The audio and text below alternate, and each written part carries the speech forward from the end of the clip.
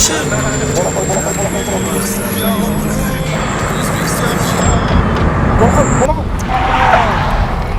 Donald Trump, onang yo'qotib tursani, hammasiga sen aybdorsan.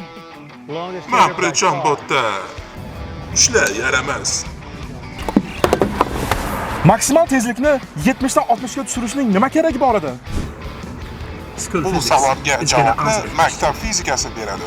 Aniqroq qilib aytganda, kinetik energiya mavzusi.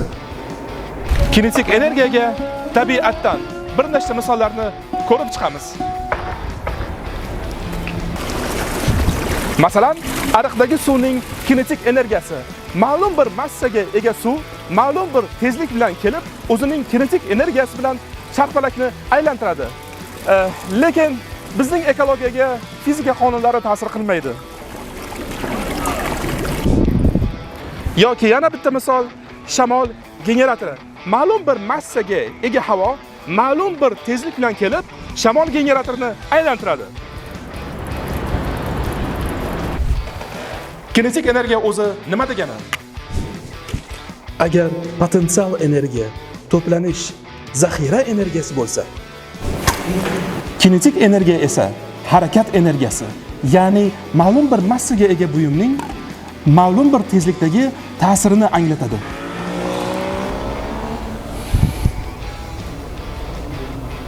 Kinetik energiya formulasi m ko'paytirilgan v ning kvadrati taqsim 2. Bu o'zi nima degani? mv kvadrat taqsim 2. Bu deganiki, buyumning kinetik energiyasi, ya'ni uning tashqi dunyoga qanchalik qattiq ta'sir qilishi massaga bog'liq hamda tezlikka bog'liq. Mana endi ko'p ham gapiravermasdan, kelinglar Kuchinskiy tajribalarini boshlaymiz. Eng so'nggi rusumli toshmataka chang'ilari, innovatsion, nanotexnologiyali. Malikadagi savdogarning aytishi bo'yicha, oka javob original. Endi bunday samimiy inson yolg'on gapirmasa kerak dedim. Nexia 2 legenda mashinasi o'zini nechidir kilosi bilan, qanaqadir tezlik bilan kelib, toshmat chang'isini orqasidan itaradi va bu ta'sir natijasida toshmat nechidir metrga suriladi.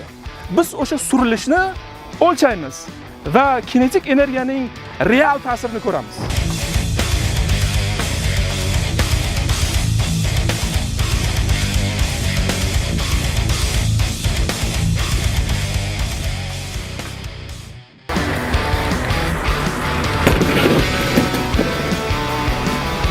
Hozir Nexia 2 rusumli avtomobilining 20 km/soat tezlik bilan bo'sh massasini 1025 kg desak, uning ichidagi odamlarning massasini taxminan 150 kg desak, hozir mana shunday massa bilan urgan buyumning effektini ko'ramiz.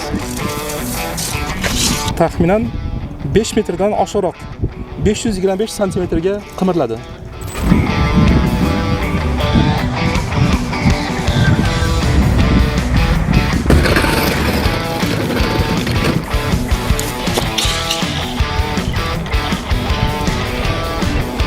Ko'rib turganingizdek, tezlikning 10 km ga oshishi natijasida hattoki bizning ruletkamizning ham maksimal uzunligi yetmay qolyapti. Taxminan 10 metrdan ko'proq. Demak, kinetik energiya formulasi massa ko'paytirilgan tezlik kvadrati taqsim 2. Kvadrati degani qutini ichida degani emas. Kvadrati degani tezlikka ko'payadi degani. Ya'ni massa ko'paytirilgan tezlik va yana bir marta ko'paytirilgan tezlik taqsim 2. Demak, bizning birinchi tajribamizda biz Nexia 2 rusumli avtomobili bilan ichida 150 kilogramlik yo'lovchilar bilan toshmatni 20 km/soat bilan urdik. Birinchi zarbada 1175 kilogramlik Nexia 2 rusumli avtomobili 556 metr/sekund tezlik bilan urganda uning kinetik energiyasi 18 kilojoule bo'ladi. Mana 20 km/soat bilan urganda uning kinetik energiyasi 18 kilojoulni tashkil qiladi. Keyingi marta Nexia 2 rusumli avtomobili 30 km/soatga chiqqanda Uning kinetik energiyasi 40 kilojoule'ni tashkillashtiradi. Bu yerda bir qiziq joyi bor, e'tibor qilishingiz kerak. Qaranglar, tezlik 20 km/soatdan 30 km/soatga oshganda u 50% ga oshgan bo'ladi. Lekin kinetik energiyasi esa 125% ga oshadi. Ya'ni deyarli 2 karra oshgan bo'ladi. Tajribada ko'rgan bo'lsangiz, ikkala holatda legenda kelib toshmatni urganida birinchi holatiga qaraganda ikkinchi holatida deyarli 2 barobar uzoqroqqa ketgan bo'ladi. Ya'ni uning ta'siri 2 karra oshadi. Chunki mana bu yerda kvadrat bor. Ya'ni tezlik tezlikka ko'payadi. Ya'ni siz tezlikni jidcha ko'paytirgan paytingizda uning kinetik energiyasi karra oshib ketadi. Amerikadagi amakivacham taniysizlar. U hayvonlar ustidan noqonuniy tajribalar o'tkazib turadi. O'shandan qolib ketgan organlarni so'radim, lekin u bermadi. Organlar vazifasini bizda mevalar bajaradi. Menda unaqa press yo'q. Men hasad qildim. O'sha uchun organlarni tashqaridan yopishtiramiz.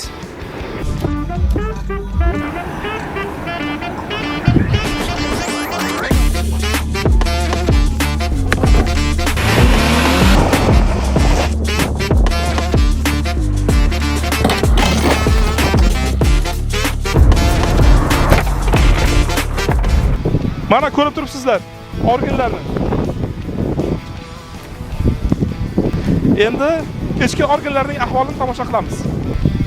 Mana choki ochildi. Shalpayib qoldi banan. Mana umumiy ahvol. Endi keyingisini 70 da uramiz.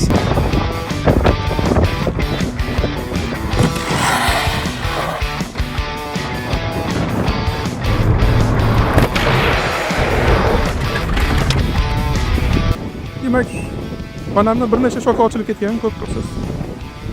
Mazasi yo'q idishdagi ahvolni ko'ramiz. Dabdalasiz ham. Bunisida bu sal butun o'qiydi. Mana 70 dagi ahvol. Kamera hammasini ham ideal topshirmaydi. 10 km/soatda ko'rib turibsiz, yetgan shikast deyarli 2 barobar ko'proq. Deyarli. Mana keyin ahvolni qaranglar. Kattaroq tezlikda urgan tufayli avtomobil tagiga kirib ketdi. Shu kechgan bo'lmadi. Oldingi maneken bunchalik shikastlanmagan. Vaholanki biz no'noqrog'ini 60 ga qo'ydik. Qattiqrog'ini 70 ga qo'ydik. Hammasi adolatli.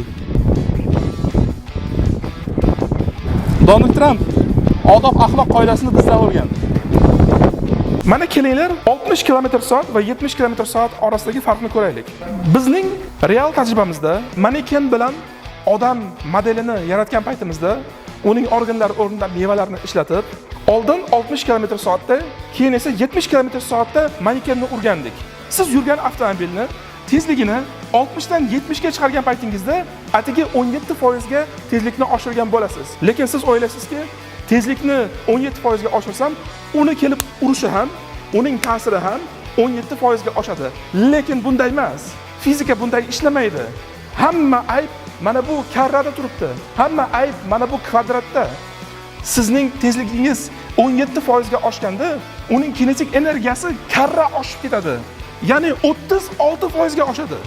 Undan ham oshig'ini ko'rsataman. Nimaga ba'zi bir aholi punktlarda tezlikni 50 km/soatga tushirib qo'yadi? Buning ham ma'nosi bor. E'tibor qilinglar.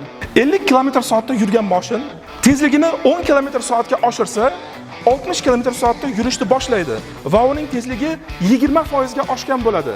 Uning kinetik energiyasi 44% ga oshib ketadi. Tasavvur qiling, 113 kilojoule bilan biror narsaga zarba berdingizmi? 163 kilojoule bilan biror narsaga zarba berdingizmi? Aynan mana shu tufayli ba'zi bir aholi punktlarda maksimal tezlik chegarasi 60 dan 50 gacha tushiriladi. Chunki bu holatda uning umumiy ta'siri 44% ga kamayadi. Tasavvur qiling, siz shunchaki 60 dan 50 ga tushirdingiz, avtomobilning urish ta'siri deyarli 2 barobarga tushib ketadi. Aynan mana shu tufayli maksimal tezlik chegarasining 70 km/soatdan 60 km/soatgacha tushirilishi maqsadga muvofiq bo'lgan. Buning asl maqsadi fuqarolarning xavfsizligi. Lekin mening fikrim bo'yicha maksimal tezlik chegarasini 60 km/soatdan yanada. Video sizlarga yoqdimi? Maza qildingizmi? Mana endi bizga yordam bering. Bizning videoni trendga chiqaraylik. video trendga chiqishi uchun bitta like, podpiska, qo'ng'iroqcha ham esdan chiqmasin. Bitta izoh va 3 ta izohga javob yozing. Aynan mana shu bizning videoni trendga olib chiqadi va ko'proq odam fizika qonunlari haqida xabardor bo'ladi.